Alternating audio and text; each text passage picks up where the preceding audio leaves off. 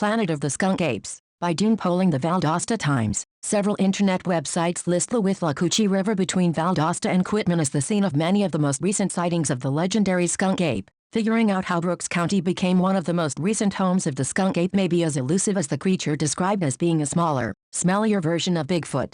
Ask Brooks County Sheriff Mike Dewey if his office has handled any calls regarding skunk ape sightings. He says not in the year and 4 months since he's taken office, and he cannot recall any during his previous 19 years as a deputy sheriff either. Brooks County receives the occasional call regarding a panther in the wild, but the sheriff says as far as a Bigfoot, a skunk ape, or anything like that, no. One skunk ape aficionado recalls some sort of probe along the Georgia-Florida state line last year, but he has no details and isn't certain of a more specific location. Visit skunk ape websites and they list in great detail sightings of the creature. Sites detail a Clinch County sighting last fall, a 2008 Berrien County case, a Valdosta resident reporting a sighting from the 1950s, but nothing detailing sightings along the Withlacoochee in recent months or years. Yet, several websites, from the Chicago Tribune to the Florida Sun-Sentinel, include this same passage. In recent months, several sightings have been reported near the Withlacoochee River in Brooks County, GA, between Quitman and Valdosta. Who handle these reported sightings is as intriguing a question as what's a skunk ape?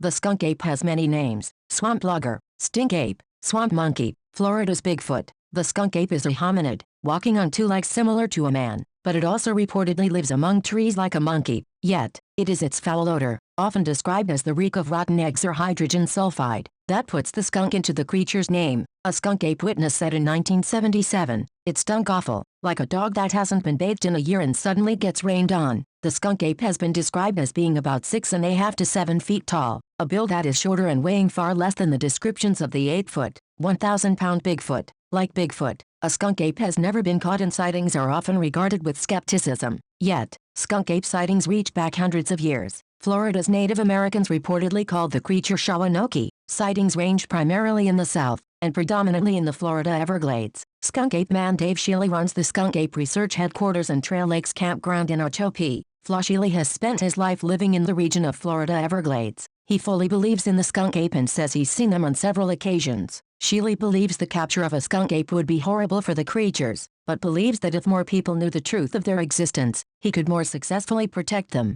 Putting an endangered species at risk is wrong, Shealy says, just because some people don't believe they exist. Shealy told the Times that the skunk ape likes rural swamp areas with plenty of water and trees. They have been sighted throughout Florida, he says, though he specifically is unfamiliar with the Withlacoochee sightings in South Georgia. He does mention a study on the Georgia-Florida state lines that reportedly took place last year, when donuts were used in an effort to attract the skunk apes. Given South Georgia's woods and the nearness of a body of water, Shealy says the Brooks County sightings would be quite possible. He believes the Okefenokee Swamp sustains a small, viable population of skunk ape. The creatures enjoy going on a walkabout in areas with plenty of trees, so the Brooks sightings may have been the Okefenokee tribe of skunk ape. He says, skunk apes of South Georgia. A Valdosta resident named Rebecca Leinberg reportedly shared a 1951 sighting in Boston, GA, with skunk ape follower Ramona Clark Hibner, according to BigfootEncounters.com. In Boston, Leinberg went outside one night upon hearing her dogs barking fiercely. She found a giant of a man on the front porch cornered by the dogs. It was an upright, hairy man. Her husband shot at it and it ran off. On another night, the woman's stepfather shot at what he thought was a naked man.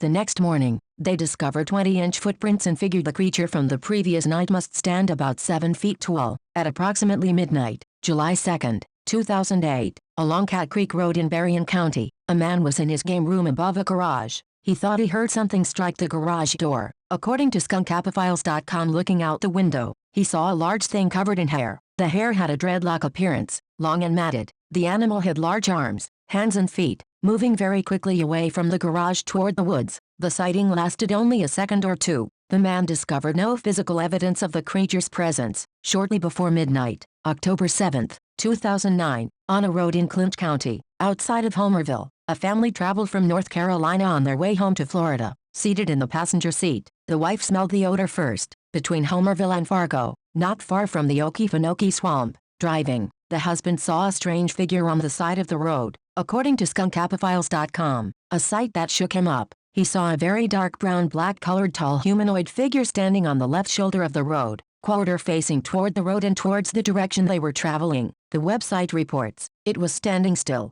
very vertically erect with both arms loosely down at its sides. Didn't see any facial features or individual features of hands or feet. Thought it was about 7 feet tall, weighing about 200 or 300 pounds. It was lanky rather than stocky and was not crouching forward, but was standing very vertical. The hair on head was long and stringy, but the rest of the body hair seemed only 2 or 3 inches long. It laid down smooth, not frizzy. The smell overpowered them more than the sight. The smell coming into car vent was powerful and was a combination of sour-like and strong musky animal odor, according to skunkapophiles.com. Skunk ape proof? Like many legends, from Bigfoot to the Loch Ness Monster to UFOs, there are numerous accounts of the skunk ape, but not the definitive proof many folks require. The closest thing to skunk ape proof are the Mayaka photos. In 2000, 2 photos of an alleged skunk ape were mailed to the sheriff's department in Sarasota.